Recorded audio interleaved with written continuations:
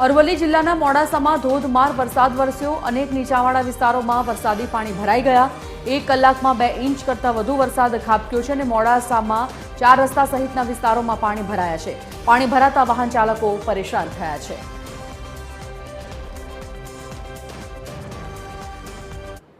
હવામાન ખાતાએ જે રીતે આગાહી કરી હતી એ રીતે અરવલ્લી જિલ્લામાં રેડ એલર્ટ પ્રમાણે વહેલી સવારથી જ વરસાદ છે તે વરસાદની શરૂઆત થઈ ચૂકી છે અને આપ જોઈ શકો છો આ મોડાસા 4 રસ્તાના દ્રશ્યો છે।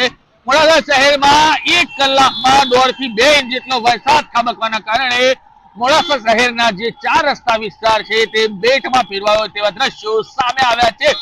ક્યાંક ને ક્યાંક મોડાસા નગરપાલિકાનો જે પ્રી મોન્સૂન પ્લાન છે તે આગળ પર હોય એવા દ્રશ્યો નિર્માણ થવા પામે છે। કારણ કે દર ચોમાસે મોડાસા 4 રસ્તાની આ જ પરિસ્થિતિનું નિર્માણ થતું હોય છે ત્યારે વાહન ચાલકો અને જે રાહદારીઓ છે તે રાહદારીઓને હાલ ભારે મુશ્કેલીનો સામનો કરવો પડી રહ્યો છે। અરવલ્લી જિલ્લામાં આજે શાળાઓમાં પણ રજાઓ જાહેર કરવામાં આવી છે। વહીવટી તંત્ર એલર્ટ છે અને એનડીઆરએફની એક ટુકડી પણ અહીંયા તૈનાત કરવામાં આવી છે। સમીર બલોચ, TV 13 ગુજરાતી, અરવલ્લી।